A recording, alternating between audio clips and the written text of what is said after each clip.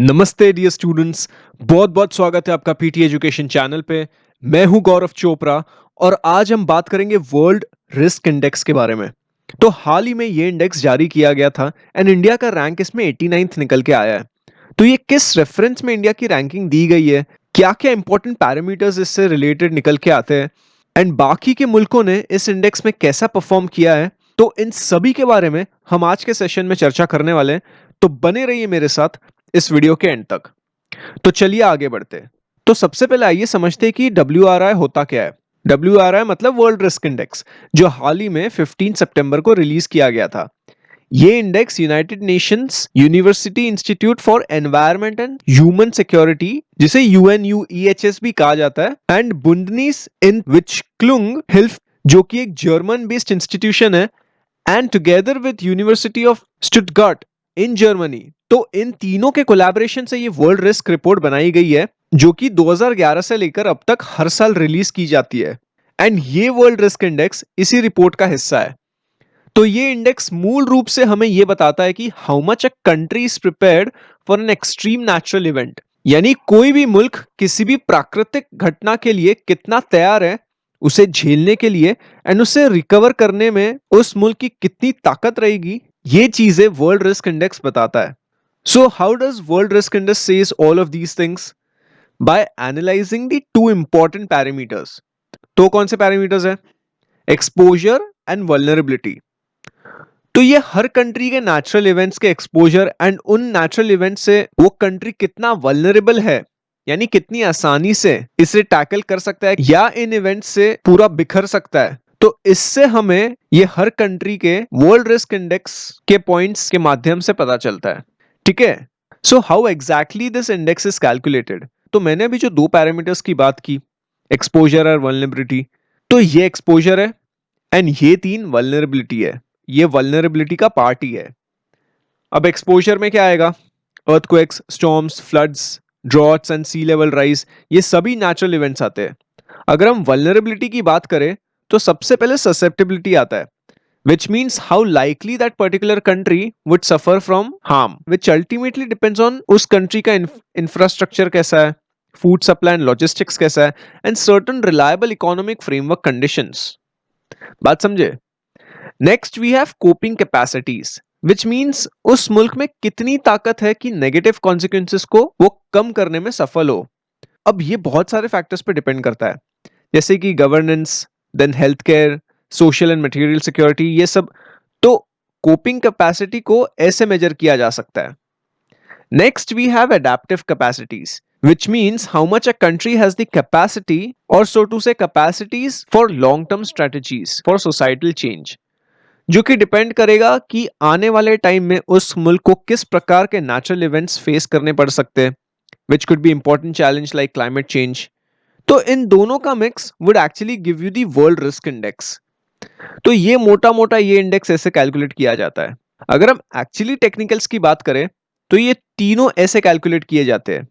Exposure में पहला ये तीन, जो कि अर्थक्वेक, स्टॉर्म्स एंड फ्लड्स, इन तीनों को वेटेज दिया जाता है।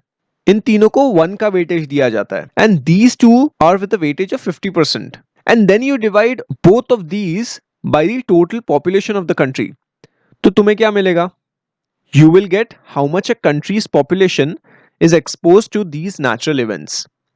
अब ससेप्टेबिलिटी में भी या इसके सब पैरामीटर्स आते हैं। इसकी मदद से हम ये फिगर कैलकुलेट कर सकते हैं। Public infrastructure, housing conditions, nutrition, poverty and dependencies, and economic capacity plus income distribution. तो इसमें भी हर एक के सब कंपोनेंट्स दे रखे हैं, एंड यहाँ पे भी वेटेज का सिस्टम है, वेटेज दे रखा है हर एक सब पैरामीटर्स को, एंड इनफैक्ट हर एक कंपोनेंट्स को भी। समझे? अगर हम कोपिंग की बात करें तो उसमें भी ये सब निकल के आते हैं। गवर्नमेंट एंड अथॉरिटीज, जिसे कि corruption perception index and fragile state index, ये दोनों से मेजर किया जाता है। करप्शन परसेप्शन इंडेक्स किसके थ्रू जारी किया जाता है, किसी को पता है? transparency.org। And fragile state index कौन जारी करता है? कोई मुझे बता सकता है कमेंट सेक्शन में। So after measuring government and authorities, you have the remaining sub parameters with its components in it: disaster preparedness and early warning, medical services, social networks, and material coverage.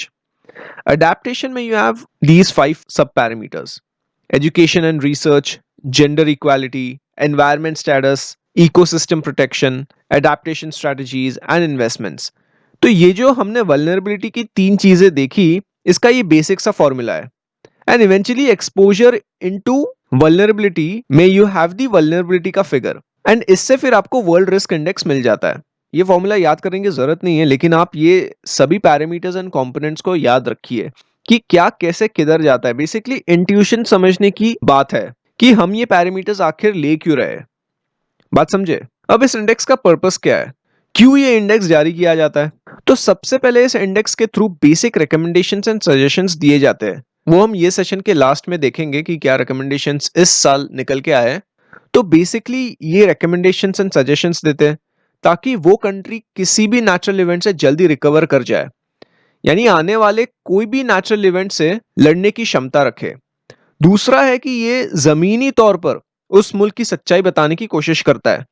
Disaster risk hotspot कौन से है and उसके लिए क्या क्या necessary चीजें लेनी पड़ती है in order to reduce the risk. And ये एक तरीके से इंपॉर्टेंट टूल ही बन जाता है for communication and awareness. And finally ये हमें उन basic 3 parameters, susceptibility, coping capacities and adaptive capacities, इनके थ्रू उस पर्टिकुलर कंट्री का रिस्क बताता है. अब इसमें की फाइंडिंग्स क्या निकल के आया. तो वर्ल्ड रिस्क इंडेक्स 2020 के मुताबिक 181 कंट्रीज में से सबसे हाई रिस्क पे आता है वानुआटू, जो कि आप यहाँ पे ये मैप में देख सकते हो. ये ऑस्ट्रेलिया के पास में ही पड़ता है, कोरल सी में. वानुआटू का हाईएस्ट 49.74 पे चल रहा है एंड लोएस्ट कतर का है जो कि है 0.31. अब ये टॉप कंट्रीज है जो सबसे हाई रिस्क पे आते हैं. पहला है वानुआटू, देन टोंगा, डोमिनिका वगैरह ये सब है. लो रिस्क वाले ये सभी है. सबसे लोएस्ट पे है कतर, देन माल्टा, फिर Saint Vincent and Grenadines, then Grenada, Saudi वगैरह ये सब आते हैं. तो मोटा मोटा हाई रिस्क पे ओशनिया रीजन से बहुत सारे कंट्रीज है. देन उसके बाद South East Asian countries, then we have Central America and West and Central Africa. Disaster risk में पहला ऑफ कोर्स ओशनिया आता है, then Americas, Asia and last में यूरोप. तो island states specially South Pacific and Caribbean में जो है वो बहुत हाई रिस्क पे है. इसका मेजर कारण है कि there is a rise in sea level and this rise in sea level is due to global warming. तो आप देखिए कि ultimately global warming is a serious problem. कितने कंट्रीज इस चीज के वजह से रिस्क पे है when it comes to high exposure to the extreme natural events. Vulnerability में अफ्रीका सबसे टॉप पे आता है, specifically Central African countries. They are at the highest level of vulnerability in international comparison, followed by Chad, the democratic Republic of Congo, Nigeria and Guinea-Bissau. Also, more than 2/3 of the most vulnerable countries in the world were located in Africa. फिर आता है Oceania, Asia, America and Europe. अब important insight यहाँ पे निकल के आ रहा है कि forced displacement and migration can actually cause climate change. So natural events जैसे फ्लड्स, स्टॉर्म्स वगैरह ये सब लोगों को माइग्रेट करने के लिए मजबूर कर देते हैं. So large scale migration ultimately leads to climate change because internal migration जब होता है तो जो लोग बड़े शहर से छोटे शहर में जाते हैं, like the growing cities, they can actually bring with them among other things which contributes to the temperature change. And moreover फिर global warming and extreme climate change के वजह से भी migration होता है. तो आप ये देख रहे हो vicious cycle, ये कैसे हो रहा है. तो इन सब से कैसे बचे, यानी कोपिंग अप स्ट्रेटजीज किसी भी कंट्री के लिए क्या होनी चाहिए. तो हर एक कंट्री के लिए अलग अलग ही होती है. जैसे जर्मनी में कॉन्टैक्ट रेस्ट्रिक्शंस लगाया गया, लॉकडाउन्स लगाए गए कोविड के चलते कि ताकि कोविड कंट्रोल हो जाए एंड कुछ हद तक वो कंट्री सफल भी हुआ उसे कंट्रोल करने में. लेकिन अगर हम इंडिया के केस में बात करें ऐसा हो नहीं पाया. इनफैक्ट इन्फेक्शंस बढ़ ही रहे एंड बढ़े ही. तो जो वल्नरेबल ग्रुप्स होते हैं specially migrant workers, they are left on their own. खुद का खुद देख लो. हम जानते ही है कि माइग्रेंट लेबरर्स की क्या हालत हुई थी जब लॉकडाउन अनाउंस किया गया था. तो क्राइसिस के वक्त ये वल्नरेबिलिटीज कम की जा सकती है अगर गवर्नमेंट की तरफ से सपोर्ट आए. तो आप लॉकडाउन्स लगाइए, आप बॉर्डर्स क्लोज कीजिए in order to control the pandemic. But the border closing should not be discriminatory. It should be fair to all those people who are below poverty line. And moreover ये vulnerability को human right से कम किया जा सकता है. Special needs and particular vulnerability of vulnerable people must always be considered. And अगर हम ह्यूमन राइट्स के लीगल रेफरेंस पॉइंट की बात करें तो international human rights for migrants को पर्सपेक्टिव में लिया जा सकता है in order to act against global injustice. अगर हम एशिया की बात करें, स्पेसिफिकली इंडिया की, तो according to the report India is poorly prepared to deal with the climate reality, due to which it is more vulnerable to extreme natural disaster. India was ranked 89th among 181 countries in the World Risk Index of 2020.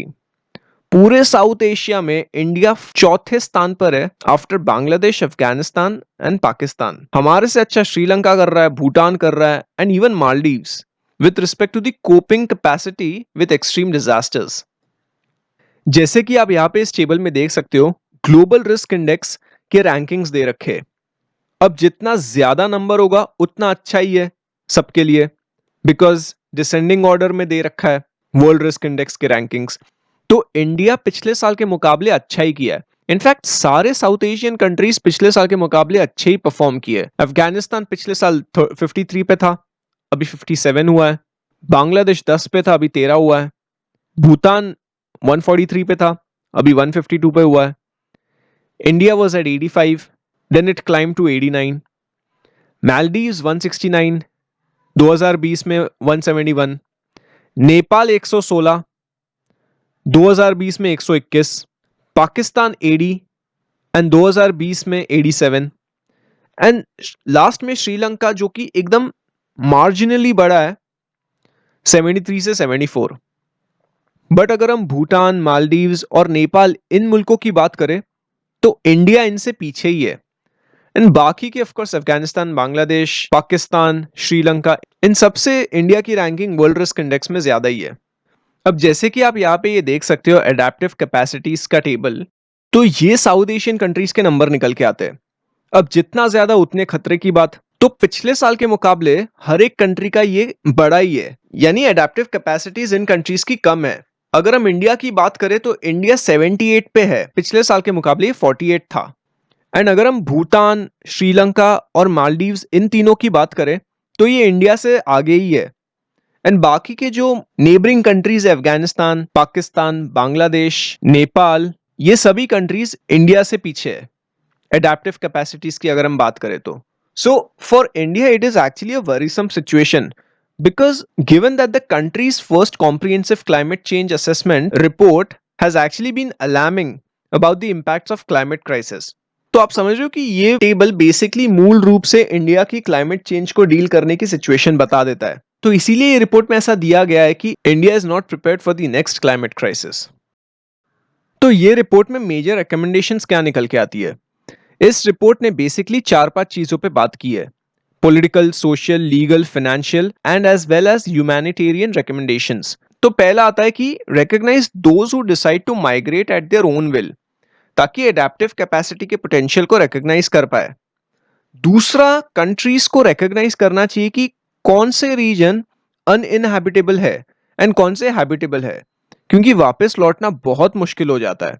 And एक distinction बनाए रखे irrevocable and अनहैबिटेबल place में, ताकि जिन लोगों को लौटना होगा वो लोग इसमें फर्क कर पाए। तीसरा आता है माइग्रेंट वर्कर के राइट्स को लेके। माइग्रेंट वर्कर्स के राइट्स को प्रोटेक्शन में जितने भी एग्जिस्टिंग गैप्स है, जितने भी एग्जिस्टिंग लूप होल्स है, उसे फिल किया जाए। एंड फाइनली जो रिटर्नीज होते हैं उन्हें फाइनेंशियल सपोर्ट की असिस्टेंस दी जाए, और for that matter any sort of support, in order to reduce their potential vulnerability to extreme natural events and prevent further displacement. तो ये थे बेसिकली रिपोर्ट के रिकमेंडेशंस। ठीक है, तो आज के लिए बस इतना ही रखते हैं।